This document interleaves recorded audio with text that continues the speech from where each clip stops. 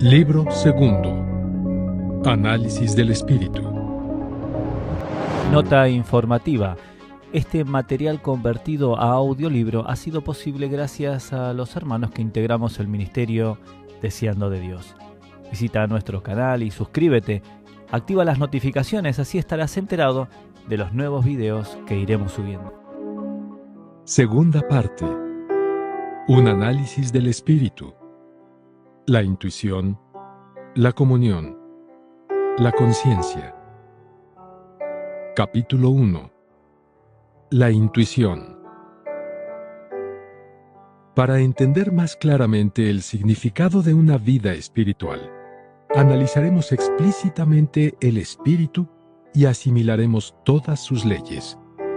Solo una vez nos hayamos familiarizado con sus diferentes funciones, seremos capaces de conocer las leyes que las gobiernan. Solamente una vez que nos hemos familiarizado con dichas leyes, podemos andar según el Espíritu. Esto es, de acuerdo con las leyes del Espíritu. Esto es indispensable para experimentar la vida espiritual. No hemos de temer aprender más y más referente al Espíritu, pero tenemos que ser recelosos si usamos nuestra inteligencia con exceso en esta búsqueda. Las buenas nuevas de Dios a los hombres son que lo caído se puede regenerar y que lo carnal puede recibir un nuevo espíritu. Este nuevo espíritu sirve como base para una nueva vida. Lo que comúnmente llamamos vida espiritual es sencillamente el hecho de andar en este espíritu que hemos obtenido en la regeneración. Es algo deplorable que los creyentes sean tan ignorantes sobre las funciones del espíritu y sobre otras cuestiones que se relacionan con él. Aunque pueden conocer la relación del espíritu con el hombre nominalmente, son incapaces de identificar su propio espíritu en la experiencia. O bien, no saben dónde está su espíritu, o bien interpretan sus propios sentimientos y pensamientos como si fuesen funciones del espíritu. Es por ello que un análisis de sus funciones resulta esencial, puesto que sin ellas, un creyente no puede andar según el espíritu. Las funciones del espíritu. Ya se ha hecho mención previamente al hecho de que las funciones del espíritu pueden clasificarse como intuición, comunión y conciencia. Aunque las tres pueden distinguirse, también están estrechamente entrelazadas. Es por ello difícil tratar unas sin tocar las otras. Cuando, por ejemplo, hablamos de la intuición, nos vemos obligados a referirnos a la comunión y a la conciencia. Así pues, al analizar el espíritu, tenemos que poner la mirada en sus tres distintas funciones. Como ya hemos visto, el modo en que el espíritu incluye estas tres capacidades, procedemos ahora a descubrir qué son exactamente, de manera que nos ayuden a andar según el espíritu. Podemos decir que este andar es un andar según la intuición, la comunión y la conciencia. Estas tres son meramente las funciones del espíritu. Además, no son las únicas. De acuerdo con la Biblia, estas son simplemente las más importantes. Ninguna de ellas es el espíritu, porque el espíritu mismo es substancial, personal e invisible. Está fuera del alcance de nuestro presente entendimiento el captar la sustancia del espíritu. Lo que hoy sabemos de su sustancia es a través de sus varias manifestaciones en nosotros. No vamos a intentar resolver futuros misterios, sino simplemente a descubrir la vida espiritual. Y este conocimiento es suficiente para nosotros. Nuestro espíritu no es material, y a pesar de ello existe independientemente en nuestro cuerpo. Es por esto que posee su propia sustancia espiritual, de la cual proceden las distintas capacidades para la ejecución de las demandas de Dios al hombre. Por ello, lo que queremos aprender no es sobre la sustancia, sino sobre las funciones del espíritu. Previamente, hemos comparado al hombre con el templo y al espíritu del hombre con el lugar santísimo. Vamos a seguir con esta metáfora comparando la intuición, la comunión y la conciencia con el arca en el lugar santísimo. En primer lugar, dentro del arca está la ley de Dios que dice a los israelitas lo que deben hacer. De este modo, Dios se revela a sí mismo y su voluntad a través de la ley. De la misma manera, Dios se da a conocer a sí mismo y su voluntad a través de la intuición del creyente, para que éste ande como es debido. En segundo lugar, sobre el arca y rociado con la sangre, está el propiciatorio, donde Dios manifiesta su gloria y recibe la adoración del hombre. De modo similar, toda persona redimida por la sangre recibe el Espíritu, y a través de este Espíritu adora a Dios y se comunica con Él. Como Dios primeramente se comunicaba con Israel en el propiciatorio, así también tiene comunión actualmente con el creyente en su espíritu lavado por la sangre. En tercer lugar, el arca es llamada el arca del testimonio, puesto que en su interior están los 10 mandamientos como testimonio de Dios a Israel. Así como las 2 tablas de la ley silenciosamente inculpan o exculpan los hechos de Israel, así también la conciencia del creyente, en la que el Espíritu de Dios ha escrito la ley de Dios, da testimonio a favor o en contra de la conducta del creyente. Y mi conciencia me da testimonio en el Espíritu Santo. Romanos capítulo 9, versículo 1. Obsérvese con qué respeto los israelitas trataban el arca. Al cruzar el río Jordán, no tenían otra guía que el arca, pero la seguían sin vacilar. Al luchar contra Jericó, lo único que hicieron fue marchar tras ella. Más tarde, no pudieron vencer a los filisteos cuando intentaron utilizar el arca a su modo. ¿No fue Uzá herido de muerte en el instante mismo en que puso su mano carnal para sostener el arca? ¿Y cuán gozoso estaba Israel cuando tuvieron dispuesta una habitación para ella? Salmos 132. Estos incidentes nos enseñan a ser excepcionalmente cuidadosos con nuestra arca, que es nuestro espíritu con sus 3 funciones. Si andamos de este modo, tendremos vida y paz. Pero si permitimos que la carne interfiera, no podemos encontrar otra cosa que una derrota segura. La victoria no dependía de lo que Israel pensase o cómo lo pensase, sino hacia dónde dirigía el arca. La utilidad espiritual reside en las enseñanzas de nuestra intuición, comunión y conciencia, y no en el pensamiento humano. Intuición. Como el alma tiene sus sentidos, también el espíritu. El espíritu está íntimamente relacionado con el alma, pero es completamente distinto. El alma posee varios sentidos, pero un hombre espiritual es capaz de detectar otro conjunto de sentidos encajados en la parte más interior de su ser, que es completamente distinto del conjunto de sentidos anímicos. Ahí, en lo más recóndito, puede gozar, sufrir, anticipar, amar, temer, aprobar, condenar, decidir, discernir. Estas emociones son sentidas en el espíritu y son completamente distintas de las expresadas por el alma a través del cuerpo. Podemos aprender acerca de la sensibilidad del espíritu y su carácter versátil a través de los siguientes versículos. El espíritu a la verdad está dispuesto. Mateo capítulo 26, versículo 41. Conociendo en su espíritu. Marcos capítulo 2, versículo 8. Y gimiendo en su espíritu. Marcos capítulo 8, versículo 12. Y mi espíritu se regocija en Dios mi Salvador.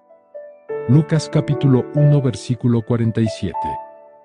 Los verdaderos adoradores adorarán al Padre en espíritu y en verdad. Juan capítulo 4, versículo 23. Se estremeció en espíritu y se conmovió. Juan capítulo 11, versículo 33. Se conmovió en espíritu y declaró y dijo. Juan capítulo 13, versículo 21. Su espíritu se enardecía viendo la ciudad entregada a la idolatría. Hechos capítulo 17, versículo 16. Este había sido instruido en el camino del Señor, y siendo de espíritu fervoroso. Hechos capítulo 18, versículo 25. Pablo se propuso en espíritu. Hechos capítulo 19, versículo 21. Ligado yo en espíritu voy a Jerusalén. Hechos capítulo 20, versículo 22. Fervientes en espíritu. Romanos capítulo 12, versículo 11. Porque ¿quién de los hombres sabe las cosas del hombre, sino el espíritu del hombre que está en él? Primera a los Corintios capítulo 2, versículo 11.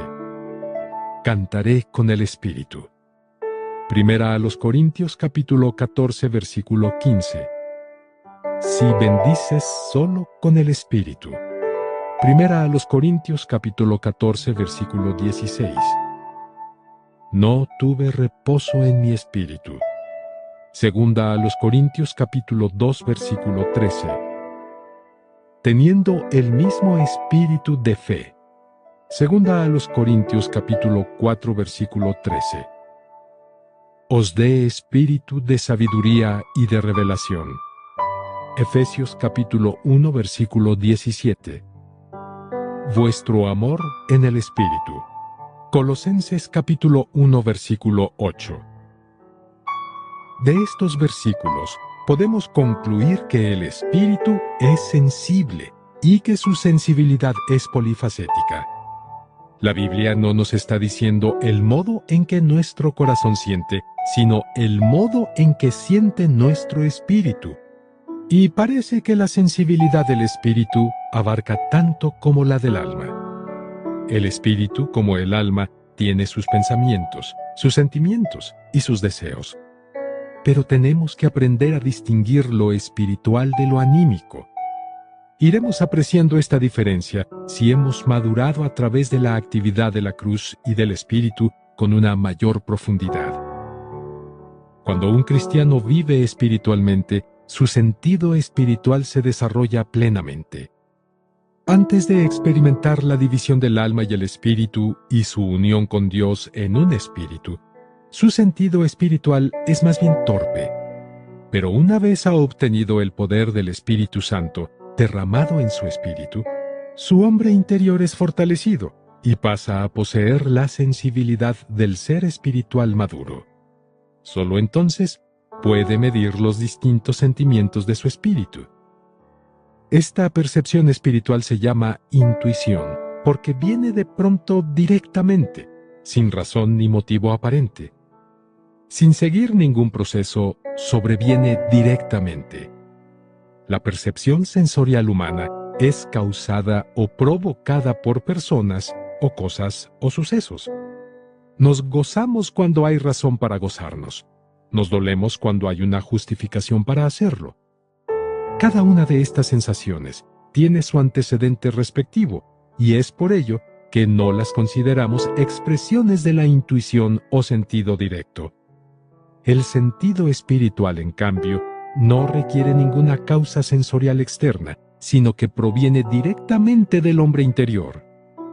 Hay grandes similaridades entre el espíritu y el alma, pero los creyentes no deben andar según el alma. Esto es, no deben seguir sus propios sentimientos, pensamientos o deseos. El camino que Dios dispone para sus hijos es un andar según el espíritu. Todos los demás caminos pertenecen a la vieja creación y por ello no tienen valor espiritual. Pero, ¿cómo caminaremos según el espíritu? Viviendo de acuerdo a su intuición, porque es ella la que expresa el pensamiento del espíritu, que a su vez expresa la intención de Dios. Muchas veces pensamos en una cosa en particular que tenemos buenas razones para poner en práctica, y nuestro corazón se goza en ella de tal modo que finalmente decidimos ejecutar esa idea. Pero, de algún modo, en el santuario interior de nuestro ser, parece que se despierta una voz, no expresada y sin sonido, que se opone a aquello que nuestra mente, emoción o voluntad ha pensado, sentido o decidido. Este extraño elemento parece indicarnos que lo pensado no debería realizarse. Una experiencia de este tipo puede variar según las condiciones, porque en otras ocasiones podemos sentir que en las profundidades interiores se despierta la misma voz callada que nos insta a realizar una acción que nos parece irracional o altamente fuera de lugar, contraria a aquello que acostumbramos a desear, algo que preferiríamos no hacer. ¿Qué es exactamente este elemento tan distinto de nuestra mente, emoción y voluntad? Es la intuición del espíritu. El espíritu intenta expresarse a través de ella. ¿Cuán distinta es la intuición de nuestros sentimientos emocionales? Frecuentemente nos sentimos inclinados a hacer una cosa determinada, pero esta intuición interior no articulada nos pone en guardia. Es contraria a lo que intentamos. La mente está localizada en el cerebro y su naturaleza es racional, mientras que la intuición está ubicada en otro sitio y se opone a menudo a la razón. El Espíritu Santo expresa su pensamiento a través de esta intuición. Lo que normalmente consideramos un impulso o sugerencia del Espíritu no es otra cosa que el Espíritu Santo haciéndonos saber su voluntad de una forma intuitiva, obrando sobre nuestro espíritu. Aquí, precisamente, podemos diferenciar lo que viene del Espíritu de Dios y lo que viene de nosotros mismos y de Satanás.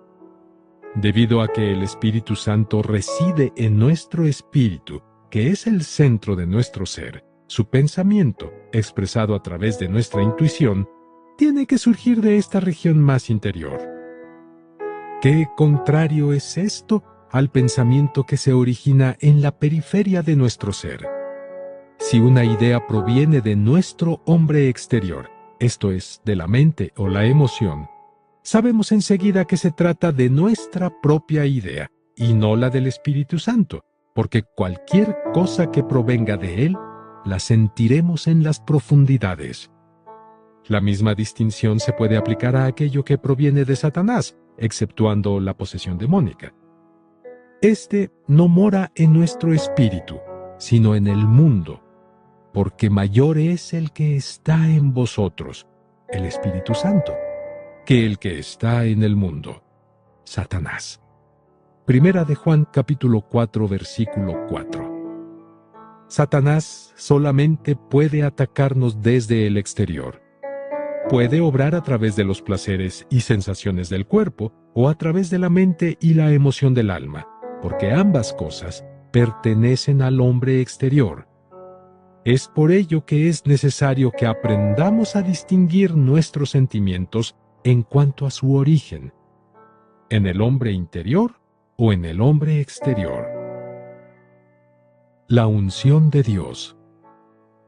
La intuición de la que hemos estado hablando es exactamente el lugar donde ocurre la unción que enseña, pero vosotros tenéis la unción del Santo, conocéis todas las cosas.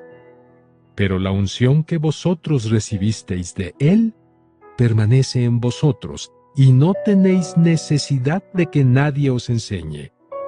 Así como la unción misma os enseña todas las cosas, y es verdadera, y no es mentira, según ella os ha enseñado, permaneced en Él. Primera de Juan capítulo 2 versículos 20 y 27. Esta porción de las Escrituras nos informa con lucidez dónde y cómo nos enseña la unción del Espíritu Santo. Pero antes de detenernos en este pasaje, debemos explicar el significado de conocer y de entender. Por lo general, no hacemos distinción entre estas dos palabras, pero en cuestiones espirituales, la diferencia entre ellas es incalculable. El espíritu conoce, mientras que la mente entiende. Un creyente conoce las cosas de Dios por la intuición de su espíritu. Estrictamente hablando, la mente meramente puede entender, no puede nunca conocer. El conocer es obra de la intuición, mientras que el entender es tarea de la mente. El Espíritu Santo capacita a nuestro espíritu para que conozca, y nuestro espíritu instruye a la mente para que entienda. Puede parecer difícil distinguir estas dos palabras en el terreno abstracto, pero en la experiencia son tan dispares como el trigo y la cizaña. Los creyentes de hoy día son tan ignorantes en su búsqueda del conocimiento de lo que piensa el Espíritu Santo, que son incapaces de distinguir conocer de entender. ¿No es verdad que frecuentemente experimentamos esta sensación interior que nos hace saber si hemos o no hemos de hacer una cosa determinada? Podemos decir que conocemos la intención del Espíritu Santo en nuestro espíritu. A pesar de todo, nuestra mente puede fallar todavía en el entendimiento o comprensión del significado de aquello que se nos ha dado a conocer. En cuestiones espirituales, nos es posible conocer algo sin entenderlo. No hay instantes en que, habiendo alcanzado el límite de nuestra capacidad intelectual, recibimos la enseñanza del Espíritu Santo en nuestro espíritu y entonces gritamos con júbilo, «¿Lo sé?». Y no hay también instantes en que nuestra mente es iluminada y entiende aquello que el Espíritu Santo ya nos había dado a conocer y que ya habíamos ejecutado después de recibirlo por la intuición del Espíritu. ¿No es verdad que entonces exclamamos, «Ahora lo entiendo»? Estas experiencias nos muestran que conocemos el pensamiento de Dios en la intuición de nuestro espíritu, pero que entendemos su designio en la mente de nuestra alma. El apóstol Juan habla de la actuación de la intuición cuando afirma que la unción del Señor, que mora en el creyente, le instruirá en todas las cosas y le capacitará para conocerlo todo, de modo que no necesite a nadie para que le enseñe. El Señor concede el Espíritu Santo a cada santo que more en él y le conduzca a toda verdad. ¿Cómo lo hace? A través de la intuición. Él descubre su intención al espíritu del creyente.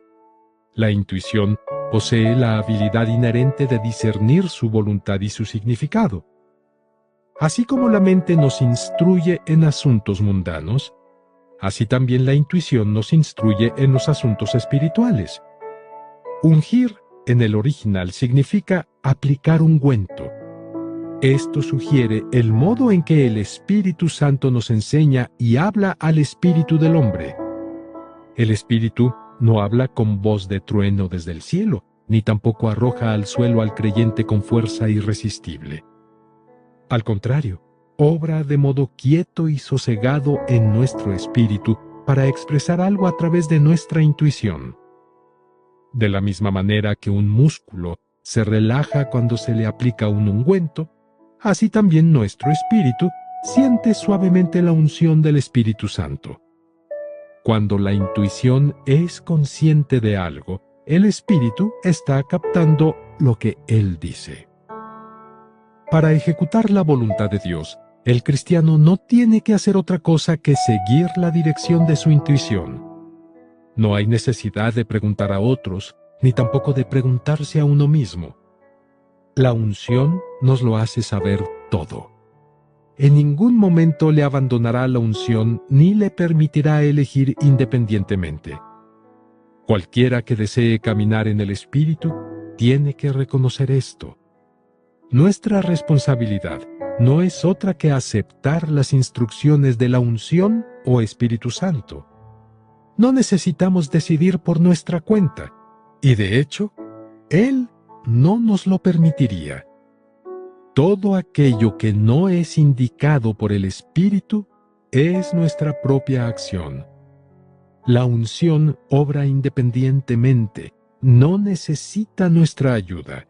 Expresa su intención independientemente de la búsqueda de nuestro intelecto o de la agitación de nuestras emociones. La unción actúa en el espíritu del hombre para capacitar a la intuición, de modo que conozca su pensamiento. Discernimiento. La lectura del contexto de esta misma porción de la Escritura revela el interés del apóstol en las doctrinas falsas y los anticristos.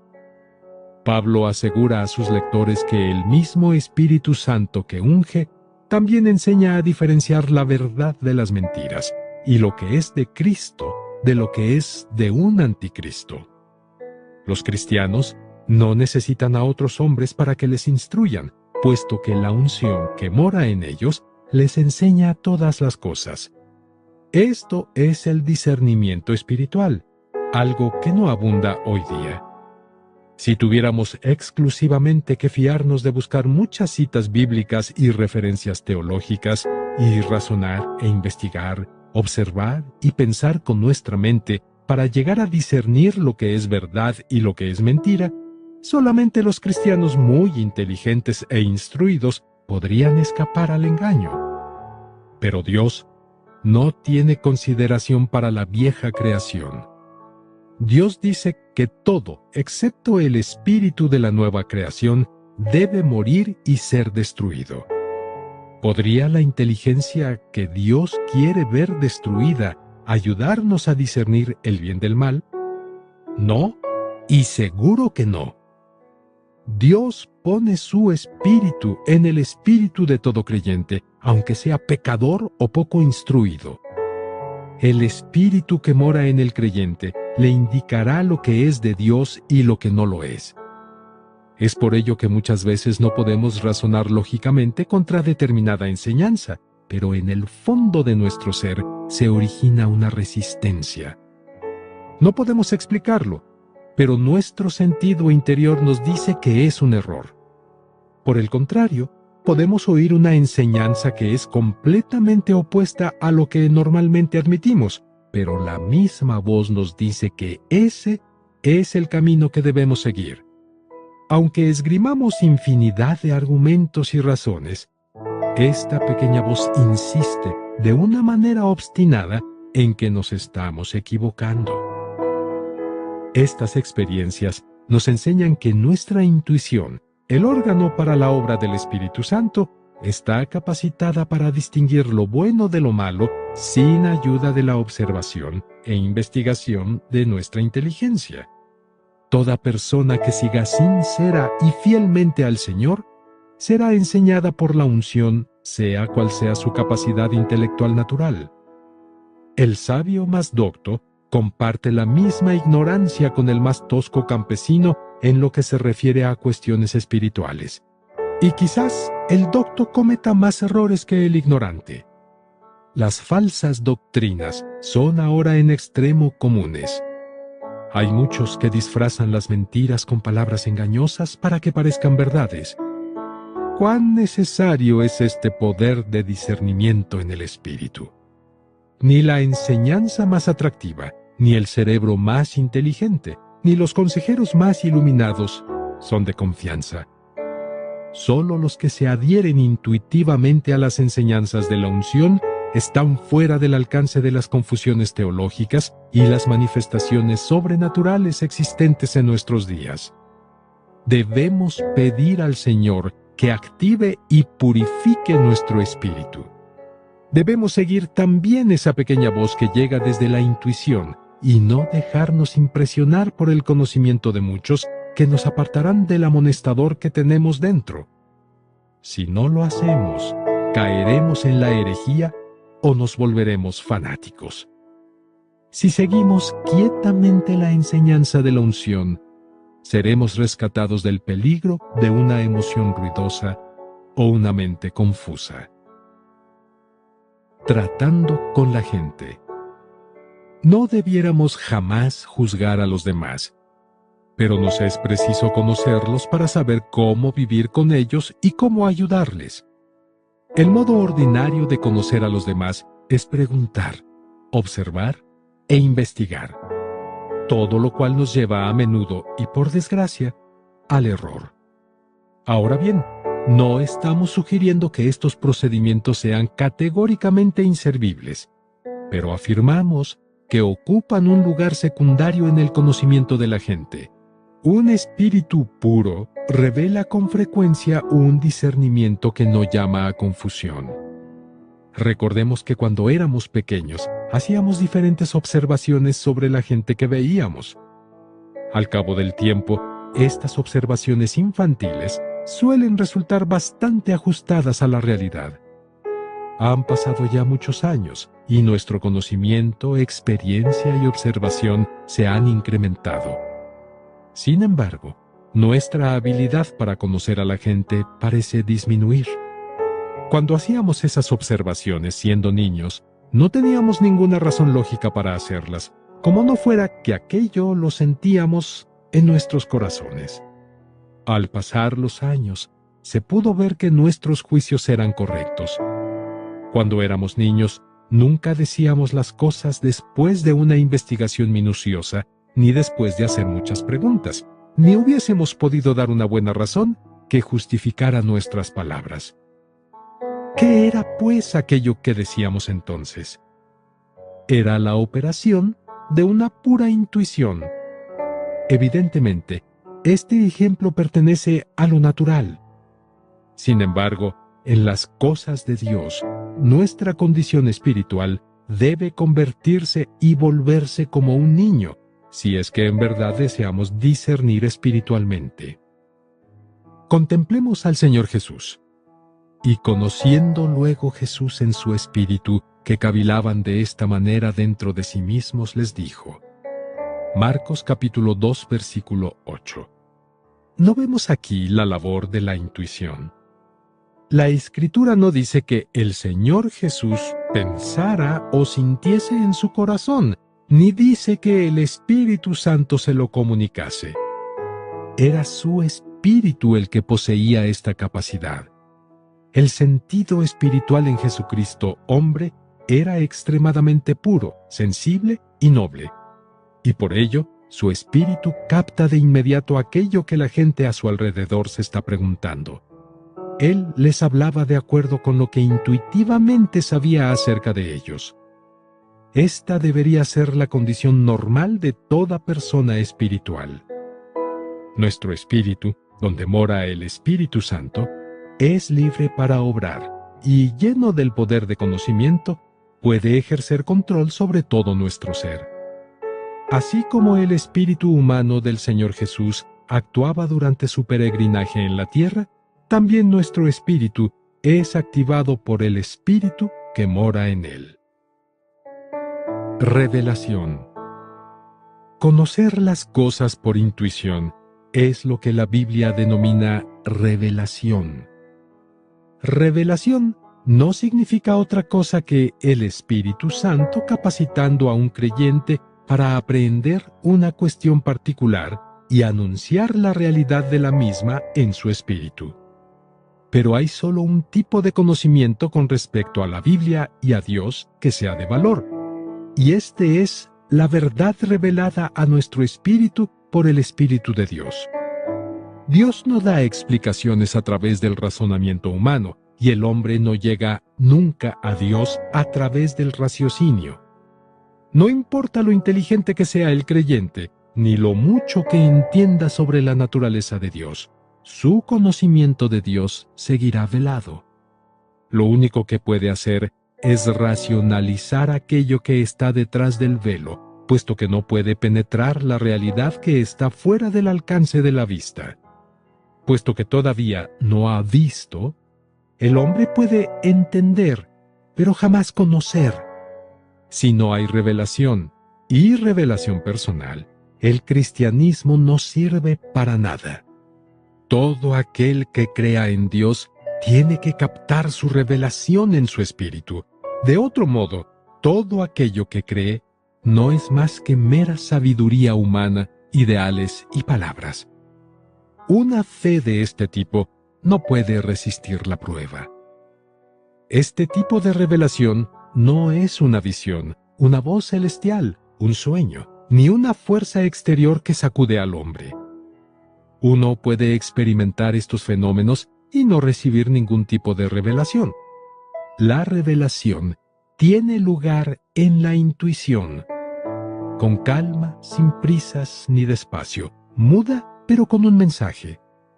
¿Cuánta gente se autodenomina cristiana, aunque el cristianismo que han abrazado es una simple filosofía de la vida, una ética, unas pocas verdades o un conjunto de fenómenos sobrenaturales? Una actitud de este tipo no resulta ni del nuevo nacimiento, ni tampoco de un nuevo espíritu. Muy numerosos son los cristianos cuya utilidad espiritual es igual a cero. No es así con aquellos que han recibido a Cristo, puesto que por la gracia de Dios han percibido en su espíritu la realidad del reino espiritual que se abre a ellos como si de repente se hubiese levantado un velo. Lo que saben hoy es mucho más profundo que lo que su mente ha llegado a captar, como si una nueva significación hubiese estado otorgada a todas las cosas que solo en el pasado habían entendido. Ahora, todo es conocido genuinamente y por completo, porque el Espíritu lo ha visto. Lo que sabemos, hablamos, y lo que hemos visto, testificamos. Juan capítulo 3, versículo 11. Esto es cristianismo. La búsqueda intelectual no salva al hombre. Solamente la revelación en el Espíritu proporciona un verdadero conocimiento de Dios. La vida eterna. Muchos dicen, si creemos, tenemos vida eterna. ¿Cuál es esta vida que conseguimos? Se refiere seguramente a una bendición futura. Pero, ¿qué es lo que significa vida eterna hoy? Y esta es la vida eterna, que te conozcan a ti, el único Dios verdadero, y a Jesucristo, a quien has enviado. Juan capítulo 17, versículo 3. Esta vida constituye, aquí y ahora, una nueva capacidad para conocer a Dios y al Señor Jesús. Esto es ciertamente verdad. Cualquiera que cree en el Señor y goza vida eterna, ha obtenido un conocimiento intuitivo de Dios que no poseía antes. Tener vida eterna no es un eslogan, sino una realidad que puede ser demostrada en este mismo momento. Aquellos que no tienen esta vida pueden racionalizar sobre Dios, pero no poseen un conocimiento personal de Él. Únicamente después de haber recibido una nueva vida en la regeneración, somos capaces de conocer a Dios intuitivamente. La gente puede que entienda la Biblia, pero su espíritu sigue muerto. Puede que estén familiarizados con la teología, pero su espíritu no ha sido vivificado. Incluso puede ocurrir que sirvan al Señor con celo, pero en su espíritu no se ha engendrado una nueva vida. La Biblia nos dice, ¿descubrirás tú los secretos de Dios? ¿Llegarás tú a la perfección del Todopoderoso? Job capítulo 11 versículo 7. Ninguna cantidad de esfuerzo mental puede facilitarnos el conocimiento de Dios. Fuera del espíritu vivificado del hombre, nadie es capaz de aprehenderle, ni siquiera con el cerebro. La Biblia reconoce solamente un tipo de conocimiento, y este es el conocimiento por la intuición del Espíritu. El modo en que Dios nos guía. Así como un creyente obtiene primeramente el conocimiento de Dios en su espíritu, también debe seguir conociéndole más en su espíritu. En una vida cristiana nada es de beneficio espiritual si no fluye por revelación de la intuición. Cualquier cosa que no provenga del espíritu no es de Dios, no es su voluntad. Cualquier cosa que pensemos, sintamos o decidamos, si no viene dada por revelación en el espíritu, se considera muerta a los ojos de Dios. Si un creyente siguiese su pensamiento súbito, el fuego ardiente de su corazón, su inclinación natural, su razón perfecta o su raciocinio, lo único que haría es activar su viejo hombre de nuevo. La voluntad de Dios no se conoce de este modo. Él se revela a sí mismo exclusivamente en el espíritu del hombre. Lo que no se ha revelado allí es pura actividad humana. La cabeza es el lugar donde es entendida la voluntad de Dios, pero nunca es el origen de su voluntad. La voluntad de Dios se origina en sí mismo, quien la revela, por su Espíritu Santo, al espíritu del hombre. A su vez, este último hace que el hombre exterior entienda a través de su mente lo que el hombre interior ha conocido. Es así que el cristiano es capacitado para hacer la voluntad de Dios. Si en lugar de buscar el propósito de Dios en el espíritu, el cristiano hurga diariamente en su mente, quedará confundido, porque los pensamientos son volubles. El que sigue su propia mente no puede decir en ningún momento: yo sé con certeza que esta es la voluntad de Dios. Una fe tan profunda y una seguridad tal solo pueden existir cuando recibimos la revelación en el Espíritu. La revelación de Dios en nuestro espíritu es de dos tipos: la directa y la buscada.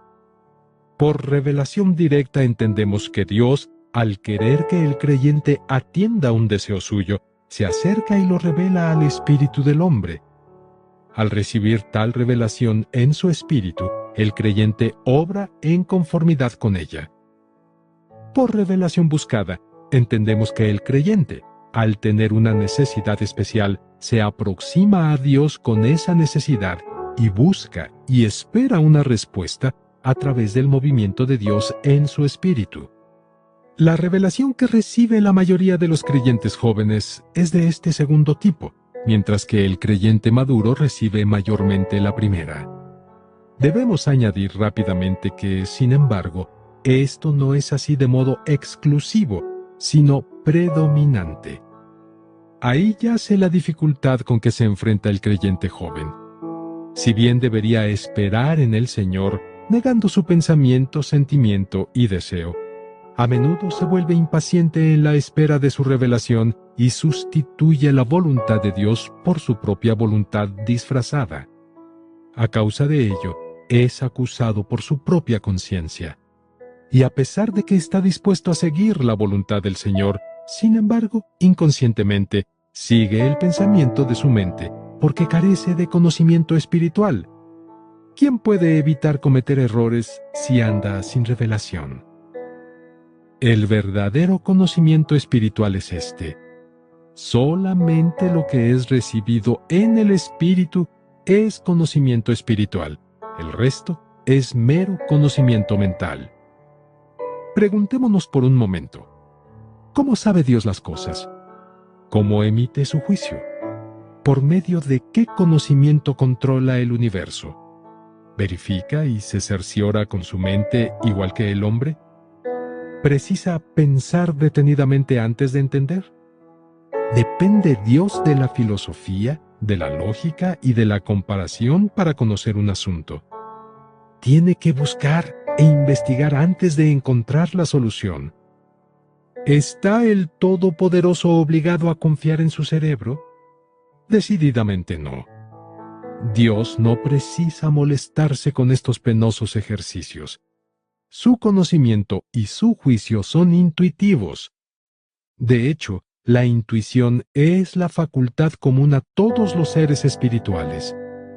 Los ángeles obedecen lo que de un modo intuitivo saben que es la voluntad de Dios.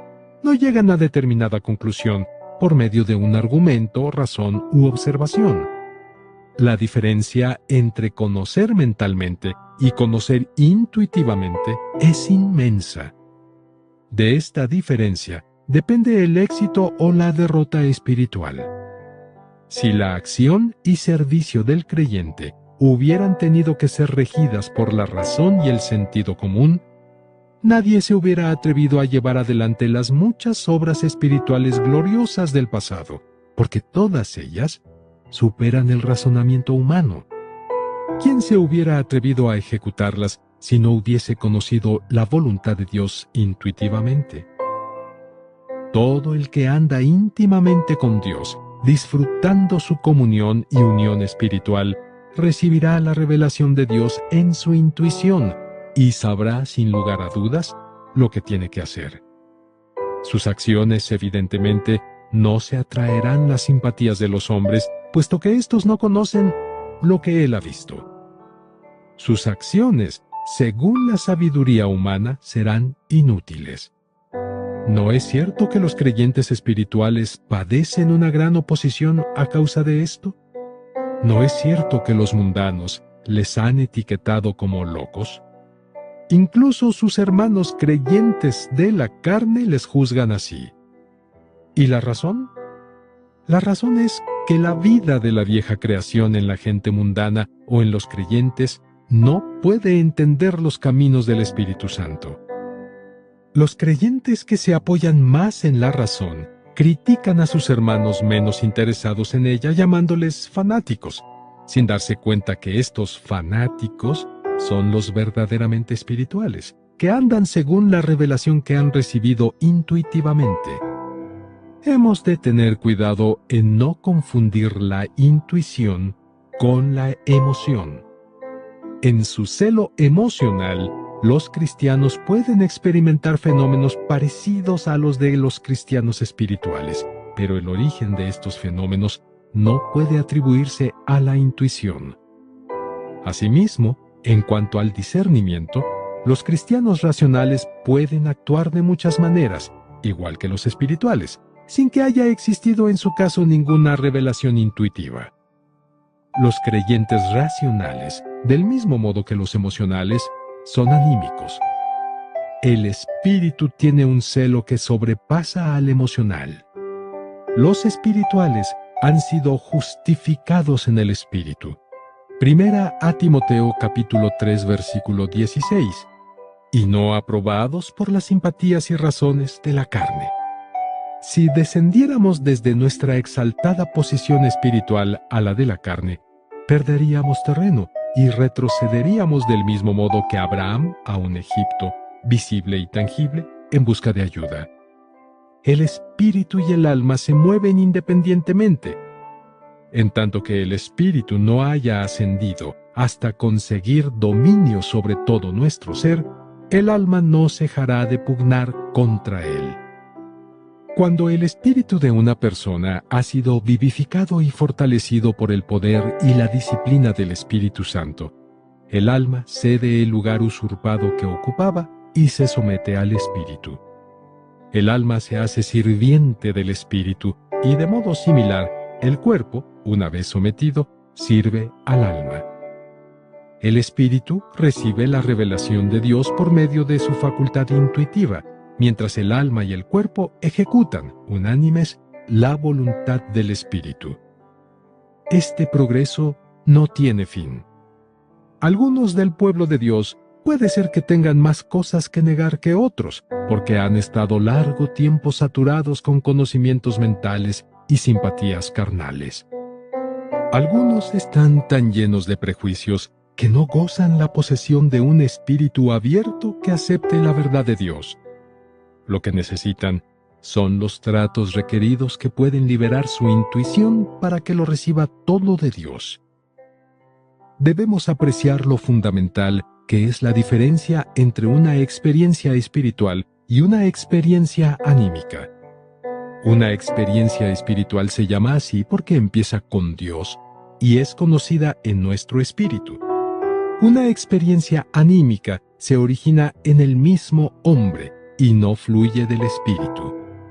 Es, por consiguiente, posible que el hombre no regenerado conozca bien la Biblia, comprenda con la precisión de un experto las doctrinas esenciales del cristianismo, aplique todos sus talentos celosamente al servicio e incluso arrebate a su audiencia con una elocuencia maravillosa.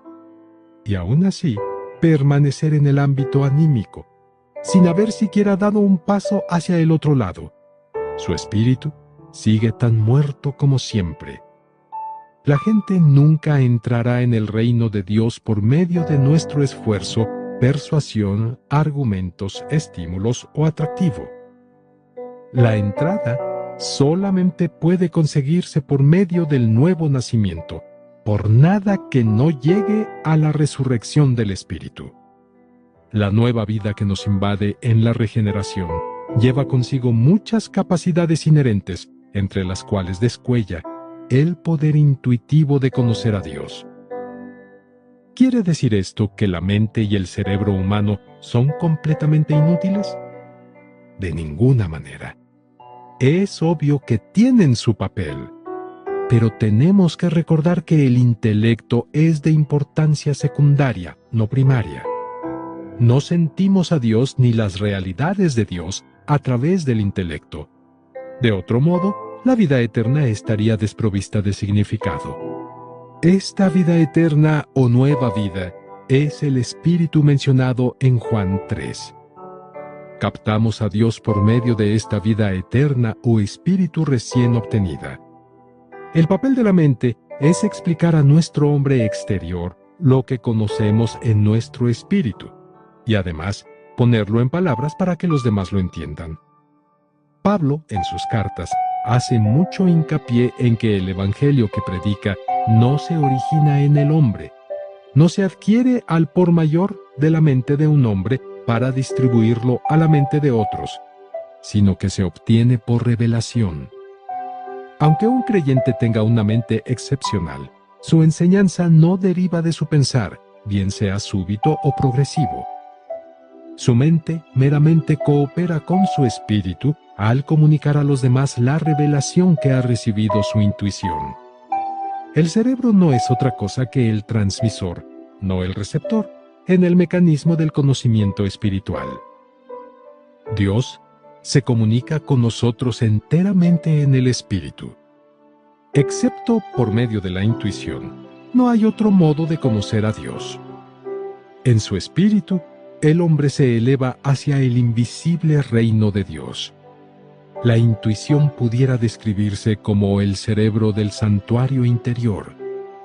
Cuando decimos que el espíritu del hombre está muerto, indicamos que su intuición es insensible respecto a Dios y sus realidades. Cuando decimos que el espíritu controla a todo el hombre, queremos decir que las diversas partes del alma y todos los miembros del cuerpo se adhieren fuertemente a la voluntad de Dios conocida intuitivamente. Quisiéramos insistir en que la regeneración es totalmente indispensable. Las facultades anímicas del hombre no pueden percibir a Dios. No hay nada que pueda ser un sustituto de la intuición. A menos que un hombre reciba una nueva vida de Dios y que su intuición resucite, permanecerá eternamente separado de Dios. ¡Qué fundamental es el nuevo nacimiento! No es simplemente un término, ni tan siquiera una mera alteración de la moral, sino la misma vida de Dios que entra de hecho en nuestro espíritu y potencia su intuición. ¡Qué imposible es que el hombre pueda agradar a Dios con sus buenas acciones! Son simples acciones anímicas. Su intuición está muerta para Dios. Igualmente imposible le es al hombre regenerarse a sí mismo, puesto que nada hay en él que pueda producir una nueva vida. A no ser que Dios le engendre, él no podrá engendrarse a sí mismo. En la obra de Dios, tampoco tiene valor la comprensión por parte del hombre de las enseñanzas, puesto que la obra tiene que ser hecha por Dios. ¿Qué otra cosa podemos hacer si no es ponernos en las manos de Dios para que Él obre? El espíritu seguirá muerto hasta que confesemos que todo aquello que pertenece al hombre es inútil y nos pongamos en el lugar de la muerte con el Señor Jesús y aceptemos su vida. Los caminos del hombre no pueden llevar a la aceptación del Señor Jesús como Salvador ni a la vivificación de la intuición del espíritu, sino que insisten en sustituirla con su propia mente. El hombre piensa y reflexiona hasta dar forma a muchas filosofías, éticas o religiones. Pero, ¿qué es lo que dice el Señor? Como son más altos los cielos que la tierra, así son mis caminos más altos que vuestros caminos, y mis pensamientos más altos que vuestros pensamientos. Isaías capítulo 55 versículo 9. Por muy intensa que sea la reflexión humana, sus pensamientos no serán celestiales, sino terrenales. Después de la regeneración, Dios capacita a nuestra intuición para que conozca su pensamiento y su camino, para que así le sigamos. Qué olvidadizos son los creyentes. Olvidamos lo que aprendimos en la regeneración. Los santos que en su vida cotidiana andan en su corazón y pensamiento son incontables. En el servicio, intentamos todavía poner en movimiento la mente, la emoción y la voluntad de la gente por medio de nuestro intelecto, nuestro celo y esfuerzo. Dios desea enseñarnos que el alma, la nuestra y la de los demás, carece de todo valor espiritual. Dios permite que fracasemos en la obra espiritual, para que así, desanimados, fríos y estériles, pueda destruir nuestra vida natural con toda su inteligencia, sabiduría, fervor y habilidades. Una lección como esta no se aprende en un par de días. Dios nos instruye durante toda nuestra vida para que entendamos que todo es vano, a no ser que sigamos la intuición del Espíritu. Y ahora llega la crisis. ¿A cuál de los dos seguiremos cuando el espíritu y el alma chocan en sus opiniones? Esto es lo que determinará quién va a gobernar en nuestras vidas y qué camino seguiremos. Nuestro hombre exterior y nuestro hombre interior, el hombre carnal y el hombre espiritual, están luchando para conseguir la supremacía. En los primeros días de nuestro andar cristiano, nuestro espíritu luchaba contra las inclinaciones de la carne. Pero hoy es una batalla entre el espíritu y el alma. Antes la lucha era contra el pecado, pero ahora no se trata de una lucha entre el bien y el mal, sino entre el bien natural y la bondad de Dios. Antes contendíamos por la cualidad de las cosas, pero ahora contendemos por su origen. Es un conflicto entre el hombre interior y el exterior, una guerra entre la voluntad de Dios y la buena voluntad humana. Aprender a andar según el Espíritu es una labor para toda la vida para el hombre que ha nacido de nuevo. Si seguimos al Espíritu, venceremos al hombre de la carne por completo. Gracias al fortalecimiento del Espíritu Santo, el creyente será capaz de destruir sus preocupaciones carnales para ocuparse de las cosas espirituales. Esto es vida y paz.